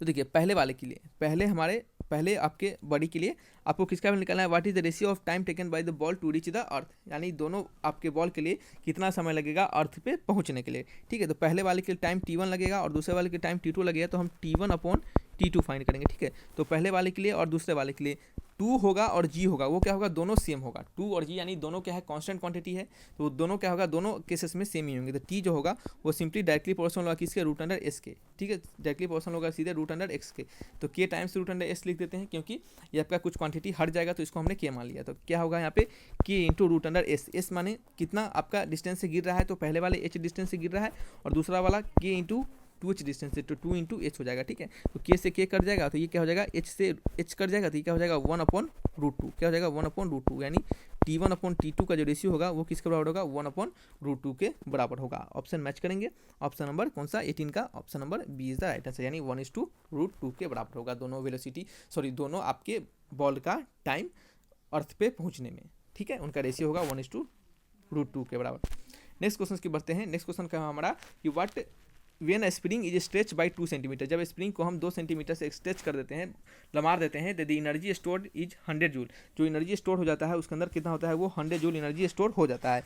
तो इफ़ इट कहा जा रहा है कि if it is stretch further by 2 centimetre, अगर उसको हम फर्दर फिर से 2 सेंटीमीटर तक स्ट्रेच करते हैं, चलिए तो फिर क्या कहा जा रहा है, उसको हम फर्दर फिर 2 सेंटीमीटर से इसको स्ट्रेच कर देते हैं, तो दी एनर्जी इंक्रीज बाई, यानी जो हमारा एनर्जी होगा वो कितने से इंक्रीज कर जाएगा। फिर से पढ़ते हैं क्वेश्चन को कि when spring is stretch by 2 centimetre, जब किसी स्प्रिंग को हम स्ट्रेच कर देते हैं 2 सेंटीमीटर से, तो उसका जो एनर्जी स्टोर होता है वो कितना होता है, 100 जूल के बराबर हो जाता है। अगर हम if it is stretch further, कहा जा रहा है कि अगर हम फिर से उसको 2 सेंटीमीटर से स्ट्रेच कर देते हैं, तो हमारा इंक्रीज एनर्जी, यानी जो एनर्जी में इंक्रीमेंट हो जाएगा वो कितने का हो जाएगा। ठीक है, आपसे ये पूछा जा रहा है, तो आपको बताना चाहिए कि जो एनर्जी स्टोर होता है स्प्रिंग में, वो किसके बराबर होता है, हाफ ऑफ के एक्स स्क्वायर के बराबर होता है। फोर्स इन स्प्रिंग किसके बराबर होता है, force in spring F equal to K X के बराबर होता है, और जो एनर्जी स्टोर होता है वो किसके बराबर होता है, हाफ ऑफ के एक्स स्क्वायर के बराबर होता है। ठीक है, तो चलिए आपको पहले कंडीशंस के लिए जो हमारा x का वैल्यू है वो कितना दिया जा रहा है, 2 सेंटीमीटर दिया जा रहा है। कितना दिया जा रहा है बच्चे, 2 सेंटीमीटर दिया जा रहा है। तो एनर्जी स्टोर कितना हो जाएगा पहले केस के लिए, E1 इक्वल टू कितना हो जाएगा आपका, हाफ ऑफ के इंटू एक सेकेंड एक्स स्क्वायर, एक्स का वैल्यू कितना है 2 का स्क्वायर, एक्स का वैल्यू कितना है 2 का स्क्वायर, तो यहाँ से 2 से एक सेकेंड सेंटीमीटर है, तो सेंटीमीटर को क्या हम मीटर में कन्वर्ट कर सकते हैं, तो सेंटीमीटर को अगर हम मीटर में कन्वर्ट करते हैं थोड़ी देर के लिए, चलिए एक सेकंड काम करते हैं कि कन्वर्ट नहीं करते हैं। क्यों कन्वर्ट नहीं करते, क्योंकि हमें बाद में डिफरेंस निकालना है, तो कन्वर्ट करने का जरूरत नहीं है यहाँ पे। चलिए तो क्या करेंगे, 2 से कर देंगे तो कितना हो जाएगा, 2 टाइम्स कर जाएगा, और एनर्जी कितना दिया जा रहा है पहले वाले के लिए 100 दिया जा रहा है, तो 100 इक्वल टू क्या हो गया, के इंटू टू। ठीक है, तो के का वैल्यू क्या निकला हमें यहाँ से, तो देखिए के का वैल्यू क्या मिला, हमें 100/2 इक्वल टू यानी 50 वैल्यू मिल गया, यानी जो स्प्रिंग कांस्टेंट है उसका वैल्यू हमें 50 मिल गया। फिर बाद में क्या कहा जा रहा है कि जो हम फर्दर क्या कर रहे हैं, स्प्रिंग को 2 सेंटीमीटर से फिर से फर्दर क्या कर रहे हैं, स्ट्रेच करते रहे, तो हमारा न्यू जो एक्सट्रेस हो जाएगा वो कितना हो जाएगा, 2 सेंटीमीटर पहले वाला, फिर बाद वाला 2 सेंटीमीटर, तो कितना हो जाएगा आपका टोटल 2 + 2 4 सेंटीमीटर हो जाएगा। अब एनर्जी कितना हो जाएगा आपका, हाफ ऑफ के एक्सट्रेस का स्क्वायर। ठीक है, तो हाफ ऑफ के का वैल्यू कितना है 50 है, एक्स डेस का वैल्यू कितना है 4 का स्क्वायर है। ठीक है, तो ये कितना हो जाएगा आपका 25 टाइम्स कटेगा, तो ये आपका 25 हो जाएगा, तो 25 × 4 का स्क्वायर कितना हो जाएगा आपका बच्चे, 25 × 4 का स्क्वायर, तो कितना हो जाएगा आपका, यहाँ पे लिखते हैं 25 × 4 का स्क्वायर, 4 4 जा 16, तो 25 × 16 क्या होगा, 25 इंटू कितना हो जाएगा, 25 × 16 आपका, ये आपका हो जाएगा 400, क्या जाएगा 400 जूल। ये आपका कितना था, पहले वाला कितना था आपका, पहले वाला था 100 जूल, बाद वाला 400 जूल, तो इंक्रीज कितना हो गया, डेल्टा ई, यानी इंक्रीमेंट इन कितना हो गया 400 जूल माइनस 100 जूल। ये देखिए क्वेश्चंस में कंफ्यूज कहाँ हो जाते हैं बच्चे, सिंपली यहाँ पे 400 भी ऑप्शन दिया होगा जो कि ऑप्शन क्या है, गलत है। बच्चे क्या होता है, कंफ्यूज हो जाते हैं। यहाँ पे आपको इंक्रीमेंट पूछा जा रहा है, ना कि ये पूछा जा रहा है कि आपका बाद का एनर्जी कितना हो जाएगा। अगर बाद का एनर्जी पूछा जाता तो आपका आंसर सिंपली 400 जूल हो जाता, लेकिन आपको इंक्रीमेंट पूछा जा रहा है कि आखिर इंक्रीज कितना से हुआ, तो आपको डेल्टा ई फाइंड करना पड़ेगा। तो डेल्टा ई क्या हो जाएगा, 400 जूल माइनस 100 जूल कितना हो जाएगा आपका 300 जूल, यानी डेल्टा ई का वैल्यू यानी इंक्रीमेंट इन एनर्जी कितना हो गया आपका 300 जूल हो गया। तो ऑप्शन क्या होगा, option number A is the right answer. समझ रहे हैं आपको, कोई प्रॉब्लम नहीं है। कोई प्रॉब्लम होगा तो आप हमें जरूर बताइएगा। आइए नेक्स्ट क्वेश्चन की ओर बढ़ते हैं। At what temperature will the surface tension of water B minimum, यानी किस टेम्परेचर पे जो हमारा सरफेस टेंशन ऑफ वाटर होगा वो क्या होगा, मिनिमम होगा। सरफेस टेंशन ऑफ वाटर होगा वो क्या होगा, मिनिमम होगा। तो याद रखिएगा कि सरफेस टेंशन जो होता है, जो सरफेस टेंशन होता है वो क्या होता है आपका, इंक्रीज करता है। सरफेस टेंशन क्या होता है बच्चे हमारा, सरफेस टेंशन हमारा क्या होता है बच्चे, हमारा सरफेस टेंशन जो होता है वो हमारा इंक्रीज करता है। सरफेस टेंशन हमारा बढ़ता है, सरफेस टेंशन हमारा बढ़ता है जब हमारा क्या होता है, जब हमारा जो टेम्परेचर क्या होता है, जब हमारा एक सेकेंड, टेम्परेचर क्या होता है आपका डिक्रीज करता है, यानी टेम्परेचर के डिक्रीज करने के साथ साथ हमारा सरफेस टेंशन इंक्रीज करता है। तो इसको हम उल्टा भी लिख सकते हैं कि सरफेस टेंशन हमारा क्या होता है आपका डिक्रीज करता है जब हमारा टेम्परेचर क्या होता है, इंक्रीज करता है। तो आपसे क्या पूछा जा रहा है, आपसे पूछा जा रहा है कि सरफेस टेंशन हमारा मिनिमम कहाँ पे होगा, surface tension of water will be minimum. तो मिनिमम कहाँ पे होगा, जब हमारा जहाँ पे टेम्परेचर हमारा मैक्सिमम होगा।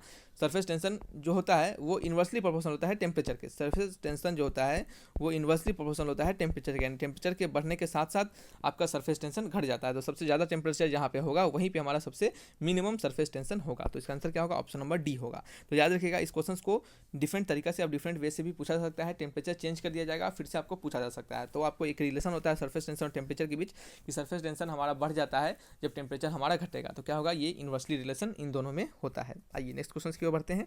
नेक्स्ट क्वेश्चन हमारा कि diameter of 2 water drops are 1 centimetre और 1.5 सेंटीमीटर रिस्पेक्टिवली। आपके डायमीटर यानी वाटर ड्रॉप के जो डायमीटर हैं वो आपको दिया जा रहा है 1 सेंटीमीटर एंड 1.5 सेंटीमीटर, ठीक है। दो वाटर ड्रॉपलेट्स के अलग अलग डायमीटर दिए गए हैं। तो आपको बताना है कि what is the ratio of excess pressure inside them. तो उनके एक्सेस प्रेशर का रेशियो बताना है। तो देखिए वाटर ड्रॉपलेट जो होता है, तो वाटर ड्रॉपलेट के लिए जो एक्सेस प्रेशर होता है, जिसे कि हम डेल्टा पी लिखते हैं, वो होता है आपका 2T/R। 2T/R, टी क्या है यहाँ पे बच्चे, सरफेस टेंशन होता है। यहाँ पे लिखते हैं टी जो होता है हमारा सरफेस टेंशन होता है। आप याद रखिएगा, इन सभी फॉर्मूला को आप याद नहीं रखिएगा तो आपको एग्जाम में क्या करेंगे, बहुत सारा प्रॉब्लम फेस करना पड़ेगा। तो आपको देखिए फॉर्मूला याद करने का एक ही तरीका होता है कि आप उस पर क्वेश्चन प्रैक्टिस कीजिए। जितना ज़्यादा क्वेश्चन प्रैक्टिस कीजिएगा, जितना ज़्यादा न्यूमेरिकल बनाइएगा, उतना ज़्यादा आपको फॉर्मूला याद रहेगा, ठीक है। चलिए, तो एयरफोर्स में क्या होता है कि कभी कभी आपका क्वेश्चन पे सिंपली फॉर्मूला भी पूछ दिया जाता है और उस पर न्यूमेरिकल भी पूछ दिया जाता है। तो आपको दोनों याद रखना है, दोनों आपको चीज़ करके रखना है। उस पर न्यूमेरिकल भी बना के रखना है, उस पर कैसे न्यूमेरिकल हम बनाएंगे वो भी आपको समझना है, और उसका फॉर्मूला क्या होता है वो भी समझना है, और फॉर्मूला आता कहाँ से है ये भी समझना है, ठीक है। चलिए, तो सरफेस टेंशन क्या होता है, टी हमारा सरफेस टेंशन होता है, और आर क्या होता है, रेडियस ऑफ लिक्विड ड्रॉप। क्या होता है, रेडियस होता है, रेडियस ऑफ ड्रॉप कह सकते हैं सिंपली, रेडियस ऑफ ड्रॉप। तो आपको डेल्टा पी क्या है, 2T/R होता है। तो पहले वाले के लिए, पहले वाले क्या निकलना है, रेशियो ऑफ एक्सेस प्रेशर।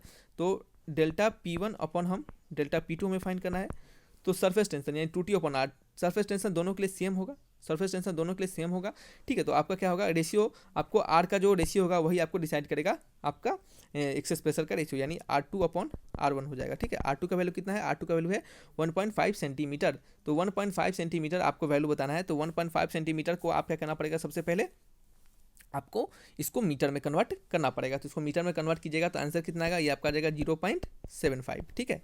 फिर आपको R1 यानी पहले वाले का है 1 सेंटीमीटर, इसको आप मीटर में कन्वर्ट कीजिएगा तो ये कितना जाएगा आपका 0.5 आ जाएगा। देखिए कैसे करेंगे कन्वर्ट, देखिए मीटर सेंटीमीटर को मीटर में कन्वर्ट करने के लिए क्या करते हैं हम, आपको 100 से क्या करते हैं, एक सेकेंड, चलिए ठीक है, क्या है आपका, ये आपका है 1/100 करेंगे, ये क्या हो जाएगा आपका 1/100, आपका ये सेंटीमीटर हो जाएगा, क्या हो जाएगा, सॉरी ये आपका क्या हो जाएगा, मीटर में कन्वर्ट हो जाएगा। और आपको ये क्या है, डायमीटर दिया जा रहा है। तो आपको डायमीटर का वैल्यू क्या होता है, डायमीटर इक्वल टू होता है आपका 2 टाइम्स ऑफ रेडियस, ठीक है। तो आपको रेडियस का वैल्यू निकालने के लिए क्या करना पड़ेगा, आपको डायमीटर बाई 2, यानी इसको 2 से क्या करना पड़ेगा आपको बच्चे, 2 से डिवाइड करना पड़ेगा। क्या करना पड़ेगा हमको, 2 से डिवाइड करना पड़ेगा। ये हमें डायमीटर निकला, ठीक है। डायमीटर का वैल्यू में निकल रहा है 1/100 मीटर, 1/100 मीटर।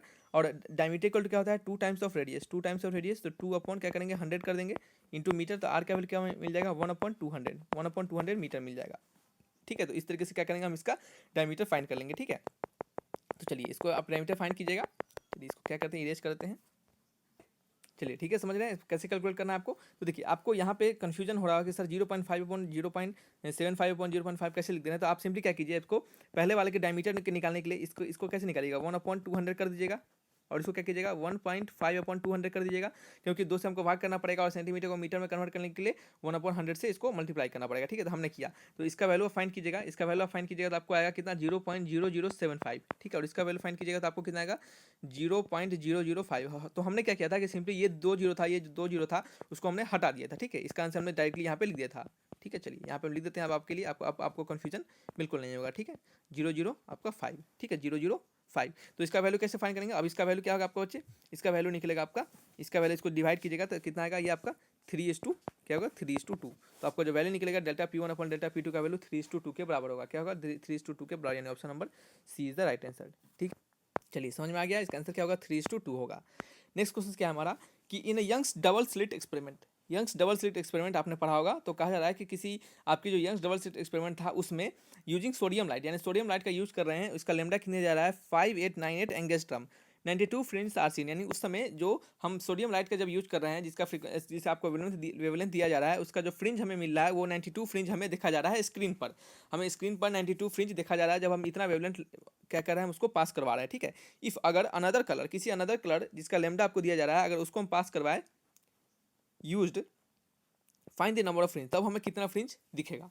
अगर हम सोडियम लाइट को पास करवा रहे हैं स्क्रीन पर तो इसका वेवलेंथ आपको दिया जा रहा है, तो आपको 92 फ्रिंज देखने के लिए मिल रहा है स्क्रीन पर। तो आपको कहा जा रहा है कि अगर हम कलर चेंज कर दें और उसका कलर चेंज करने के साथ साथ उसका आपको पता है कि वेवलेंथ चेंज हो जाएगा, तो वेवलेंथ आपका चेंज हो गया तो आपको अब कितने नंबर ऑफ फ्रिंजेस स्क्रीन पर मिलेंगे। ठीक है, तो इस टाइप के क्वेश्चन बहुत बार पूछे जाता है आपके एग्जामिनेशन में। बहुत ही सिंपल सा क्वेश्चन है कि हम मान लेते हैं, बच्चे क्या करते हैं, हम मान लेते हैं कि स्क्रीन का जो लेंथ होगा वो कितना होगा L0 होगा।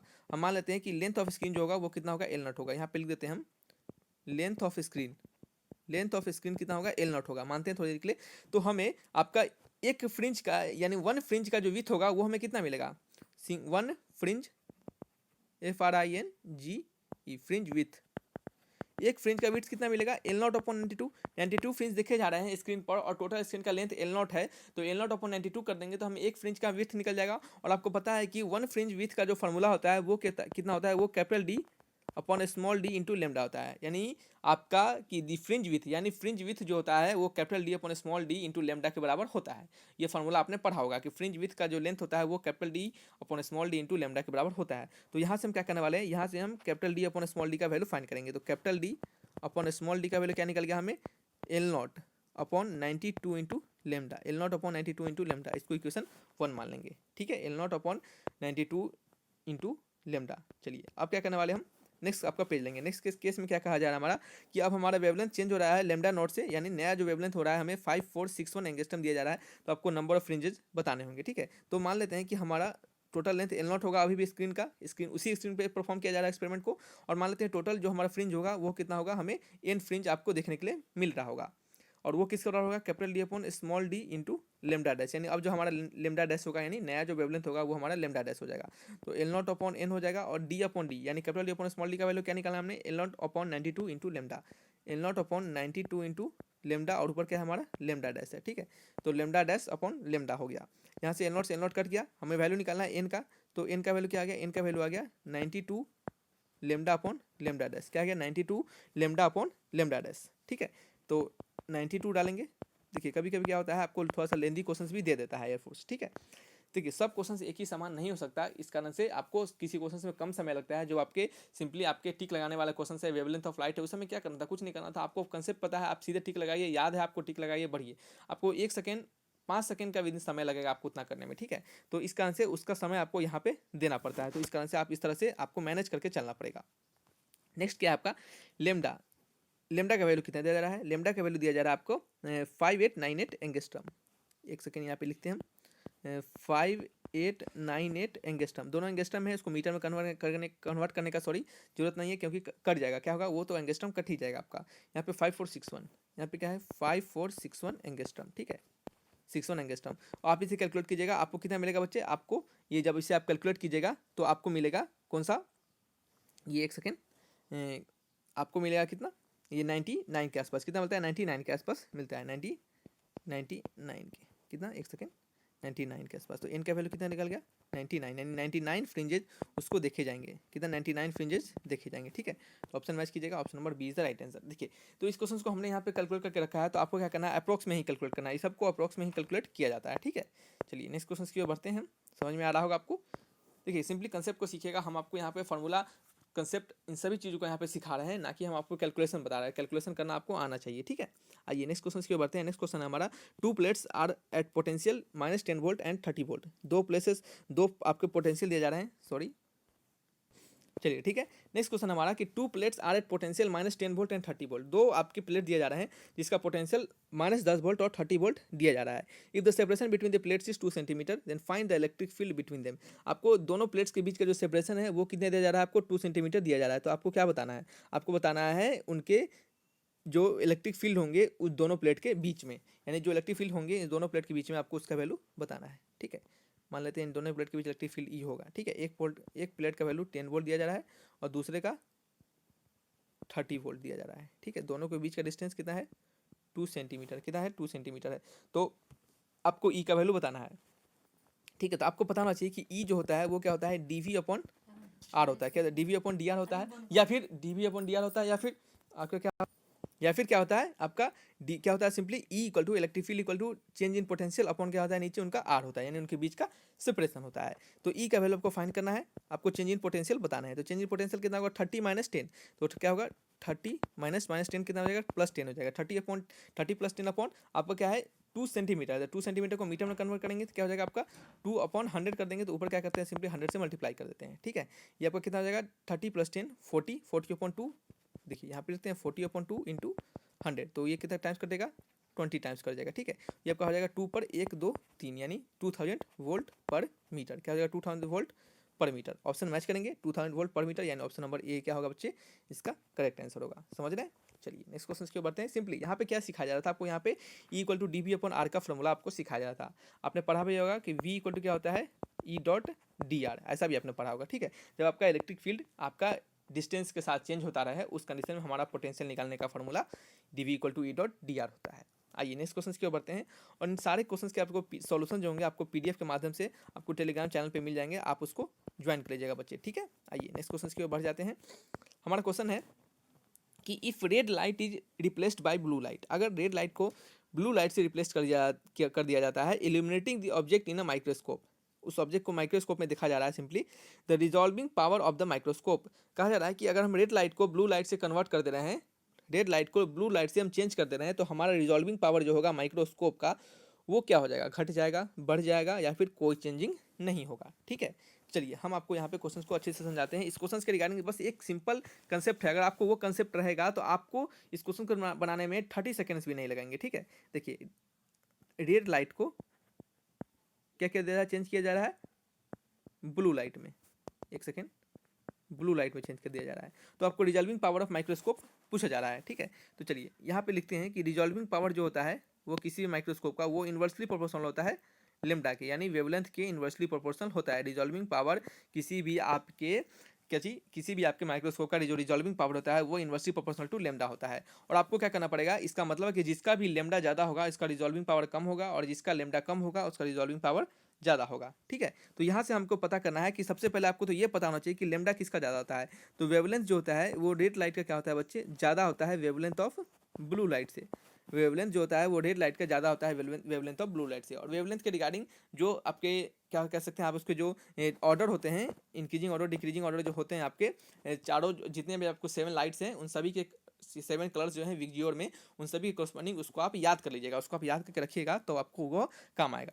जैसे आपको यहाँ पे अगर याद नहीं रहता तो आप कैसे पता करते कि वेवलेंथ ऑफ जो रेड लाइट का होता है वो बड़ा होता है ब्लू लाइट से, तो ये आपको याद करके रखना पड़ेगा। तो वेवलेंथ जो लेम्डा होता है वो रेड लाइट का बड़ा होता है, ज़्यादा होता है किसके, आपके ब्लू लाइट से, ठीक है। तो वेवलेंथ जिसका ज़्यादा होगा उसका क्या होगा, ये वेवलेंथ ज़्यादा होगा तो आपका रिजॉल्विंग पावर कम हो जाएगा। तो यहाँ से मैं पता चला कि जो रिजॉल्विंग पावर होता है वो क्या होता है आपका रेड लाइट का, आपका क्या होता है बच्चे, लेस देन होता है किसके, resolving power of blue light के, किसके, ब्लू लाइट की अपेक्षा। क्यों, क्योंकि आपका जो वेवलेंथ होता है लेम्डा होता है वो रेड लाइट का ज़्यादा होता है। तो ऑप्शन मैच करेंगे कि जैसे ही हमने रेड लाइट को ब्लू लाइट से कन्वर्ट किया तो हमारा रिजॉल्विंग पावर क्या हो जाएगा, बढ़ जाएगा। क्या हो जाएगा बच्चे आपका, बढ़ जाएगा, क्या हो जाएगा, इंक्रीज कर जाएगा। तो ऑप्शन मैच करेंगे इंक्रीज यानी बढ़ जाएगी, option number B is the right answer है। आइए नेक्स्ट क्वेश्चन की ओर बढ़ जाते हैं।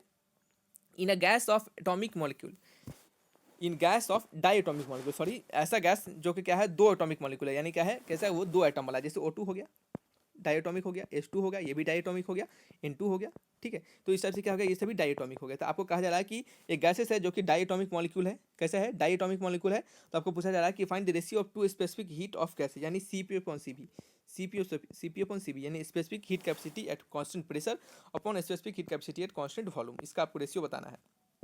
तो आपको पता है कि स्पेसिफिक हीट कैपेसिटी जो होता है CP/Cv का जो वैल्यू होता है वो किसके बराबर होता है, वो गामा के बराबर होता है। वो क्या होता है गामा के बराबर होता है, और गामा को इक्वल टू हम लिख सकते हैं 1+2/f, 1+2/f। देखिएगा हमने आपको सारे फॉर्मूला को एक साथ रिलेट करके बताया है, और इसको अगर आप याद रखते हैं तो इस टाइप के कभी भी किसी भी क्वेश्चन में आप कभी नहीं फंसेंगे, ठीक है। देखिए CP/Cv का वैल्यू होता है गामा, और गामा इक्वल टू होता है 1+2/f। एफ जो होता है वो आपका क्या होता है degree of freedom, degree of freedom, ठीक है, FWDOM डिग्री ऑफ फ्रीडम होता है। और आपको बता दें कि डायटोमिक के लिए, डायटोमिक मॉलिक्यूल के लिए जो डिग्री ऑफ फ्रीडम होता है F इक्वल टू क्या होता है 5 होता है, किसके लिए diatomic molecule, diatomic molecule के लिए डिग्री ऑफ फ्रीडम क्या होता है 5 होता है, ठीक है। चलिए बस आपको क्या करना है, इसको यहाँ पे 5 पुट कर देना है, यहाँ पे हम 5 पुट कर देंगे तो क्या हो जाएगा 1+2/5, तो क्या हो जाएगा 5+2 7/5, क्या हो जाएगा 7/5 हो जाएगा। इस 7/5 का गामा का वैल्यू निकला, और गामा क्या हो गया इसका CP/Cv के बराबर होता है। तो 7/5 को जब हम डिवाइड करेंगे तो हमारा कितना का वैल्यू आएगा, हमारा वैल्यू आएगा 1.4, क्या हो जाएगा 1.4। ऑप्शन मैच करेंगे, option number C is the right answer, ठीक है। तो इसका आंसर क्या होगा CP/Cv का वैल्यू आपका गामा के बराबर होता है, गामा का वैल्यू होता है 1+2/f के बराबर। एफ जो डिग्री ऑफ फ्रीडम होता है डायटोमिक मॉलिक्यूल के लिए 5 होता है, ट्राई एटॉमिक मॉलिक्यूल के लिए 7 होता है, ठीक है। तो इसका वैल्यू पुट करेंगे, यहाँ पे हमें मिला 7/5 का वैल्यू कितना मिलेगा 1.4 मिलेगा। ऑप्शन नंबर सी क्या होगा इसके रिगार्डिंग सही हो जाएगा, ठीक है। चलिए समझ में आ गया आपको। तो ये क्या थे आपके टोटल 25 क्वेश्चन थे सैम्पल पेपर के आपके, जो आपके एयरफोर्स के द्वारा प्रोवाइड करवाए गए हैं। तो यहीं रखते हैं वीडियोस को, वीडियो भले ही लंबा हो गया होगा लेकिन आपको सीखने के लिए जरूर मिला होगा। सारे कंसेप्ट को, सारे क्वेश्चंस को हमने बारीकी से कंसेप्ट बाय सिखाया है, सिंपली आंसर बता के नहीं भागा है, ठीक है बच्चे। तो वीडियोस को यहीं तक रखते हैं, अगर अच्छा लगा तो लाइक एंड सब्सक्राइब जरूर कीजिएगा बच्चे। आप हमें सपोर्ट कीजिए ताकि हम आपके लिए इसी तरह और भी बचे हुए सैम्पल पेपर और भी अच्छे आपके प्रैक्टिस सेट भी हम ला सकें। बहुत सारे प्रैक्टिस सेट्स हमने मैथ्स के भी डाले हैं, तो जाकर आप उसे प्लेलिस्ट से बिल्कुल देखिए। तो thanks for watching my video, तब तक के लिए बाय बाय।